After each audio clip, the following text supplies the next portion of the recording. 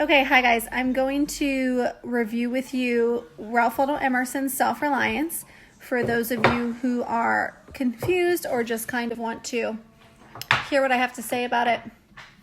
So I'm going to go through it passage by passage, and I highlighted some of my favorite quotes, and those are the ones I'm going to focus on. So here we go. So the first one, there is a time in every man's education when he arrives at the conviction that envy is ignorance, that imitation is suicide, that he must take himself for better for worse as his portion, that though the wide universe is full of good, no kernel of nourishing corn can come to him but through his toil bestowed on that plot of ground which is given to him to till. Okay, so that first quote, so let's break it down. Envy is ignorance. There's a lot of truth here. This essay is going to be the most clearly transcendental essay that we have. So envy is ignorance. So envy is to be jealous of somebody, to want what somebody else has. Ignorance is obviously to be a bit uneducated, to be a bit foolish. So to envy and to want what somebody else has is basically stupid, is what he's saying, because you're supposed to be absolutely satisfied with what you have. Imitation is suicide. Super harsh metaphor, not entirely untrue.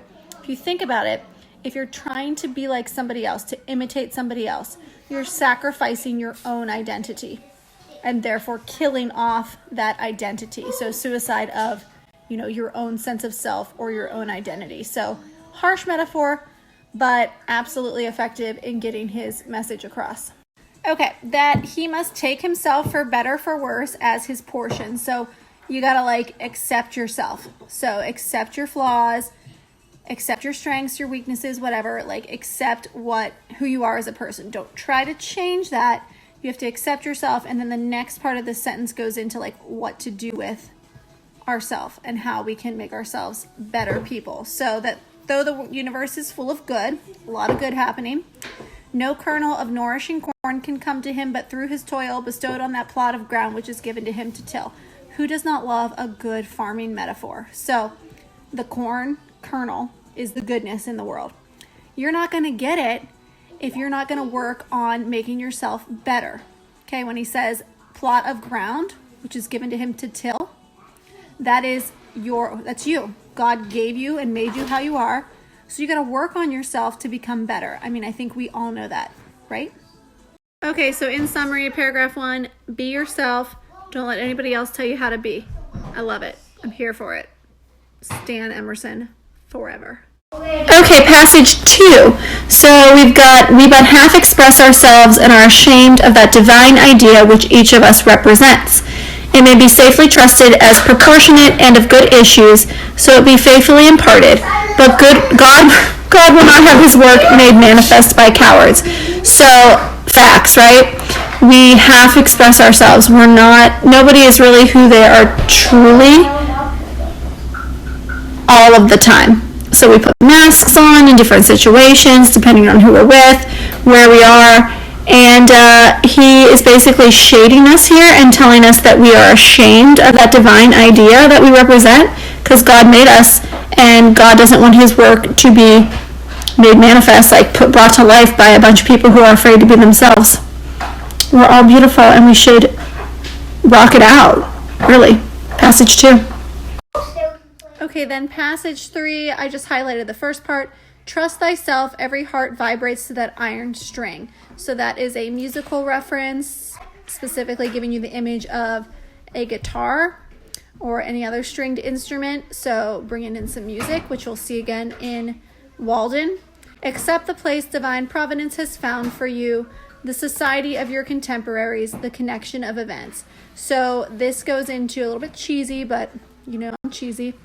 Following your heart. So trusting yourself and your intuition and sort of letting that guide you rather than listening to the masses and what they tell you and how they dictate or decide is acceptable behavior or dress or whatever. So follow your heart. Let your heart be your guide. It's very Disney movie. Accept the place divine providence has found for you. That's the place where God put you. So accept it. So very much anti this whole lamenting over the hand you've been dealt. Deal with it because God gave it to you. God put you there for a reason, kind of like the everything happens for a reason. And as long as you follow your heart, you're going to be okay. So again, I stand. I love it. Okay, moving on, we have, these are the voices which we hear in solitude, but they grow faint and inaudible as we enter the world. There's transcendentalism for you. Obviously, the idea that you need to go away from society to kind of find yourself. So yeah, we absolutely hear these voices like creativity and these voices that tell us to follow our heart and to be ourselves. But we kind of stop hearing them when we're surrounded by a bunch of other people, or if we're in society and we're being told to act a certain way, to look a certain way, that certain things are acceptable. So that goes back to his whole like get out into nature and get away from it all. And then he does a little bit of a threatening. It's kind of supposed to scare you a little bit. Society everywhere is in a conspiracy against the manhood of every one of its members. Oh my, we don't want our manhood taken away. So with that little threat, he's trying to get people to act, to kind of question the status quo.